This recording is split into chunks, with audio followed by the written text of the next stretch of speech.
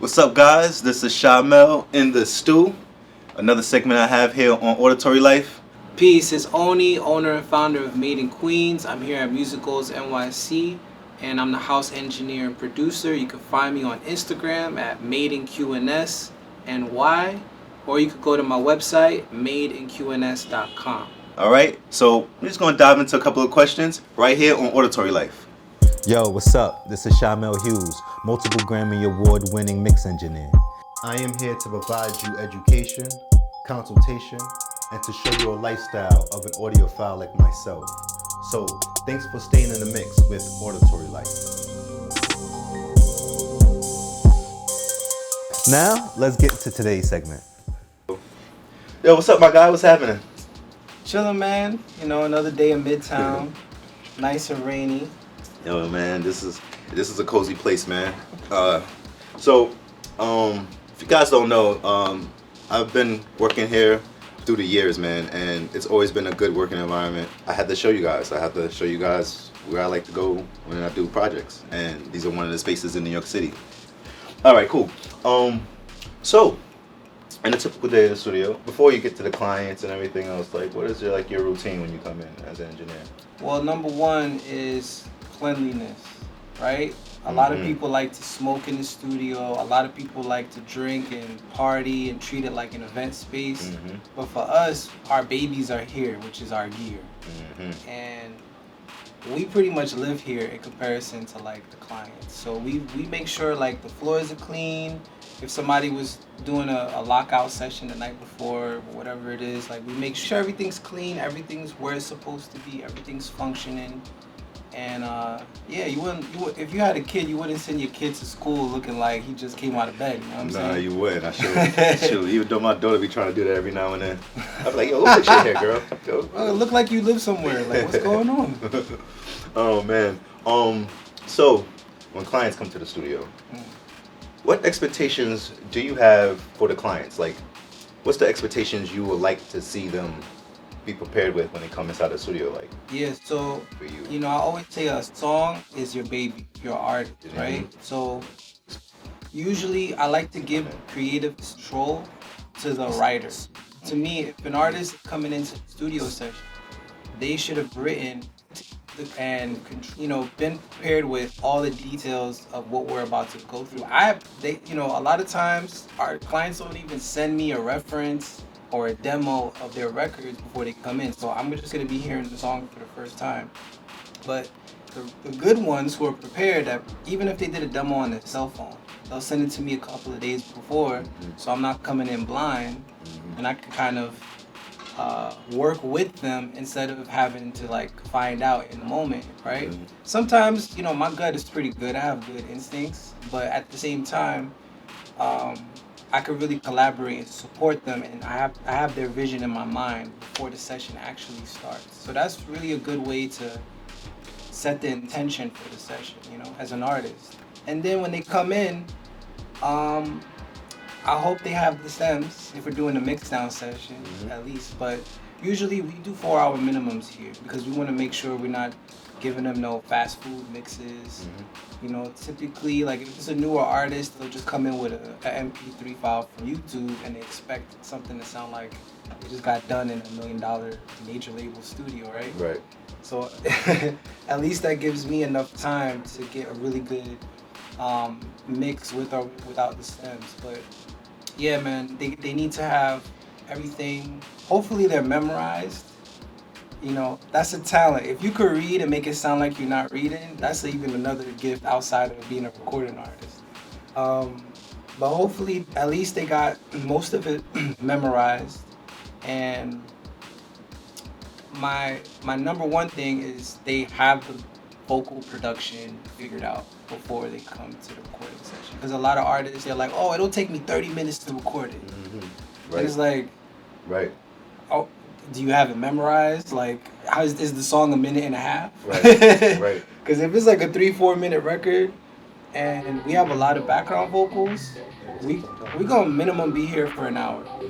You know what I'm saying? And if you're like a Brandy, Whitney Houston type of singer, we gonna be here for 2 hours. Because your ad-libs gotta be right on the third chorus. All of that. So But yeah, man, just be prepared. Demos are the most important thing. You know, like I'm the demo god, by the way, if you didn't know. Demo God. All the opportunities in the music industry actually comes from your demos. So invest in headphones that have a mic, because you only need a cell phone to make a demo. The demo is pretty much the blueprint for the building. You know, you can't do construction without first someone laying out the blueprint. So we have a plan. So yeah, if you got a demo, we'll be good to go. Save a lot of time, save you some money as well, make the most of your time, and you won't be sitting here stressing. Andre 3000 in the song Chronometrophobia, fear time. So you sitting here, you're like, oh my God, I only have 2 hours left. Oh my God, I only have 20 minutes left. You're not gonna feel like that if you lock in with your demo. Yeah, that's good. That's good. I can talk for hours about demos. So pretty much, for all you artists out there, and I tell you this all the time. I tell you guys this all the time. I think I be bugging, and it's not just me. It's everyone that I've associated with. Please be prepared when you come to the studio. Send us a demo so we can figure out what we're working on. If you have stems for the records, send us stems. And make sure that you write and you're prepared and you're ready to record as soon as you come in the building. Not trying to figure out things when you get here, because normally we want to save you time, we want to save you money, and we want you in and out. So the more professional you can be coming in, the more professional we can be pumping out the sound. Because if you actually come in here prepared, you can actually knock out records within an hour, no time, and the rest of that studio time could be on us to create and make sure that your sound is solid before you leave. Before mastering, get you a good rough mix or close to a completed mix, depending on how feng shui the whole entire sonics of the record is. But yeah, that's a great point. That's definitely a great point. Elite gems, right? You just dropped the Pay gems. attention. Yeah, you just dropped the gems. I'm just co-side. Here's a topic that pops up a lot. Is mixing and mastering part of the service? Is part of the session? At that record. Like, that's a good one too, because a lot of times people want to record and then they want the sessions mixed and mastered after the recording, and usually that does not happen. I'll give you a quick rough mix so you can go outside and play and enjoy it. I call it the demo, I call it the rough of whatever it is that you mix. Or I put the idea of the mix in there. So I'll do all the things sonically, do my levels, and it's like, all right, here's an idea of what I think the mix should go, direction the mix should go. But it's not the mix. That's dangerous. That's how you get those rough mixes on the streaming platform. And they be demo, and to me, I call them demo ideas. Because people are like, nah, no, this is great. Those are great. It's like, nah, that's a demo, man. It's just the rough of the idea. Man, I reach back out to people. I be like, yo, so what do you think about the studio rough? I already uploaded it. I'm like, what? And so it's a dangerous game. Just to answer that question, I bring it back to the 4-hour minimum. Mm-hmm. Like, we could have been a studio that's like, oh yeah, you can book an hour of studio time or 2 hours.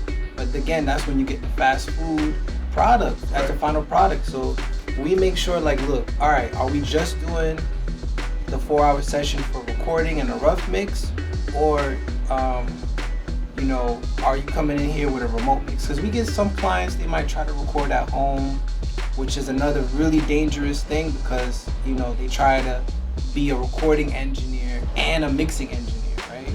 So they come into this. Some people they take their demos too far, and they're already trying to make their demo sound like the final product. Right. You got to learn how to put the line in between pre-production and post-production. So the demo thing that we just talked about in the last question, that's all pre-production. When you come to the studio to finish a record, that's the post. So we already wrote all of our good ideas in the demo. We know what we want, and you're coming to the studio to use our vocal chain, which is gonna be thousands and thousands of dollars, not Guitar Center or Amazon. That's why you come to the studio. Bundle, right? You come for the sound. Like, we got I'm not trying to flex, but I mean, it's not a flex. This is what we do. Right. It's not a flex at all. So you're gonna get at least like a $7,000-8,000 vocal chain, and a lot of people in their home studio, they're not gonna invest they're not gonna go all the way with it. So yeah, that's the advantages of coming here. Like, you're gonna get the high quality vocals, and we want to spend more time on the post production. That's my job. You passing me the ball. I'm here to handle all of those details, clean it up. Like, I call it, like, it's like being a vacuum cleaner. It's all the detail work that you put in to make the car pretty. You can have a car sitting on the street, weathered out, looking dusty and old, and you take it to a detail shop, it comes out looking like it just came off the lot. Exactly. So we need the time to do all of those detail-oriented things. I call it the 9 months of pregnancy. Well, 9 months of pregnancy. Yeah, so you come in with your baby. Uh-huh. Like, hey, I got this idea. I want to do this. You know, that's the fun part. That's the sex part. You know, when you're coming up with the record, and then we got the 9 months of pregnancy, which is like, was your vocal delivery on point? The type of equipment that we're using to record your voice. What about the instruments in the track? That's why you want to have your stems. You know, I love beat makers. I love music producers. I'm one myself, but it's like sometimes we don't pick the best bass for the record. We don't pick the best kicks. Right. We don't pick the best, you know, sound design elements that we need to make it sound like $1 million recording. Because, you know, it's those decisions, you know, that make all the difference. So, but yeah, man, the post-production is really important, and that's why I call it the 9 months of pregnancy. We want to spend the most time doing that. So I separate the recording sessions from the mixing sessions, you know. Awesome. Yeah, you should. As it should be done that way. In their bedroom, which, not to say they can't, because if you're educated, technically, and you know what you're doing. Now, there are a lot of people out there would say that they can get the same quality recording in their bedroom, which, not to say they can't, because if you're educated, technically, and you know what you're doing, you can actually get great vocal recordings right in your home, right in your bedroom. For those that are not educated or don't know what to do in that aspect, how does that element of coming to a place like this change the overall characteristics of the sound that they're trying to capture?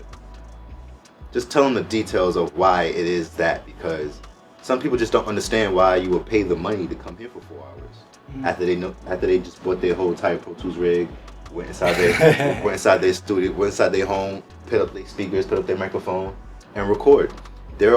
I know the elements that happen when you are in those situations, but kind of describe to them what you hear and why it's more work for you at the end of the day when you have to do that stuff, when you have to touch those kind of records. I think in the music industry, quality control there's not really like a clear chart that everybody can refer to. Like we have the Hot 100 billboards. Yes. That's the world. Exactly. Then we have the top 100, which is like the United States. And so a lot of people, they listen to the popular music, you know, of major label artists pretty much. Because there's not a lot of bedroom recordings that are reaching the charts, right? Right. And so that's kind of a good frame of reference for like quality control. You want to compete with those charts, right? You're trying to get on the Spotify playlist. You want to be competitive with those major label mixes. And that's what I call Bugatti Studios. So we're like a Mercedes-Benz Studios. And when you're recording at home, you're in a Toyota Corolla studio. Okay? So at the Benz, we're like the midway point because we know how to mix with stems and give you that, you know, console quality. Everybody sees the big mixing console, but they don't really know what it's doing there to the actual quality of the music, right?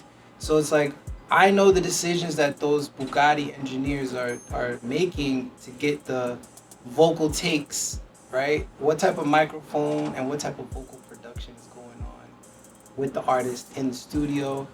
I also have like 10 years of experience mixing records and making records, which, you know, it's nice that you have a studio at your house, but how many things have you finished? It's easy to start a record. How many records have you finished and put out or performed on stage?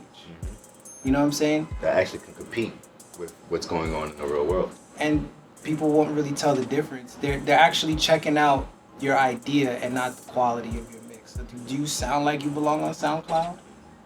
Right? And not for everybody, that's not always important. It's more important about creating opportunities. But for those of you that are thinking, you know, I'm ready for this investment and I want to take my music to the next level. Exactly. You're going to get the next level when you walk in here. So you got to have an open mind. You got a lot of habits if you've been recording at home or by yourself. And so you can bring that culture into this culture, and we can blend it together and take you to the next level. And that's really what you gotta look forward to. It's kind of like a personal trainer. You might work out at home, do a couple of things, Fact. and then you want to get ready for the film and for the movie scene. You want to be able to have no shirt on. You're gonna need that trainer if you want to get there in 2 months. Definitely. No, you're right.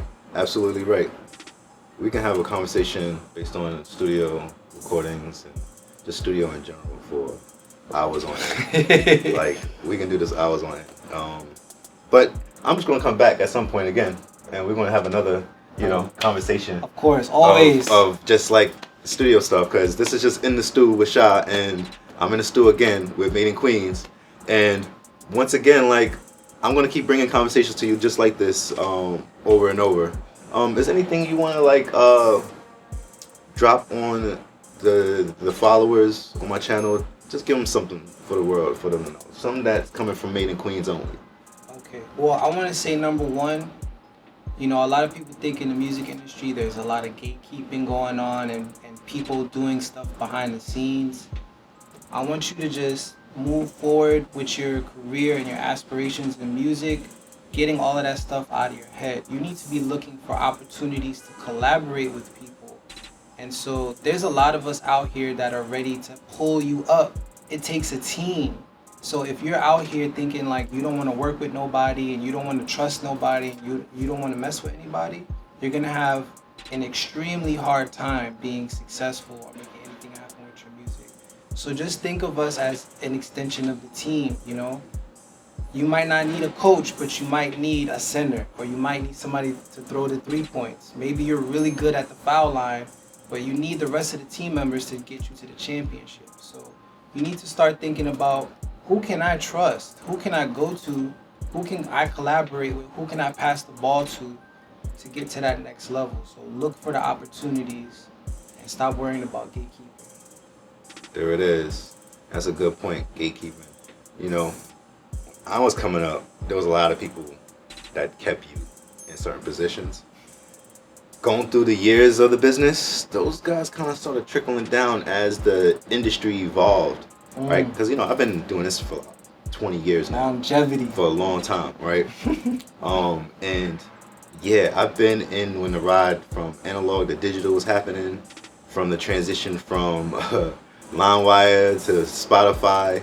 I was at the very point where they just dropped CD sales and they started streaming. And any artist that was on that platform where CDs was the sell in that year that it happened, and they switched over to streaming, like, those artists never transitioned to the streaming world the right way, because they've been set up to do physical copies. So I've been in a good, transition of the business. And I can tell you this, now it's like the Wild Wild West. Like, you can just pretty much create a nice, a good record, something catchy that the people love. Because now it's the people. It's no longer the labels. Their labels are now looking at the people to tell them what's hot. So now it's like, come up with a catchy song. Come up with something nice.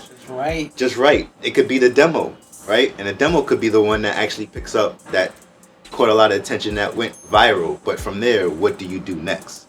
That is the question. How do you keep that moving forward? And that's another topic, another conversation. Oh man, we'll get into that another day.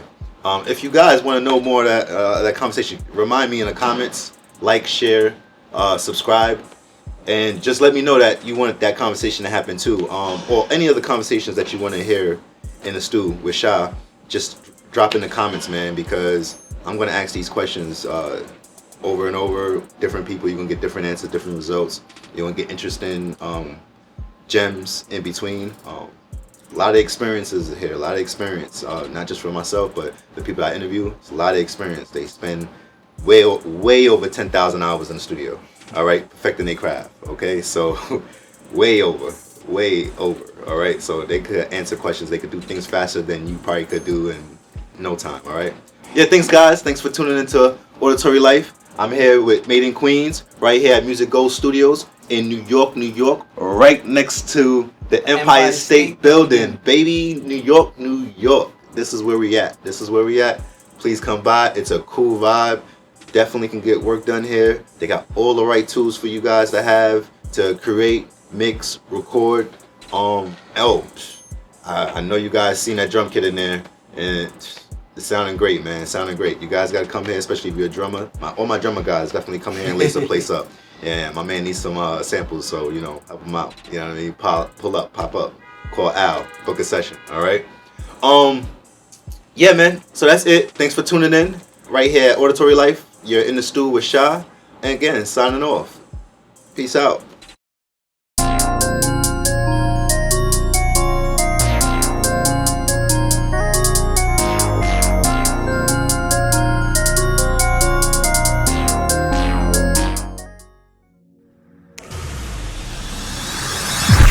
When you think of doing something creative, think HMG.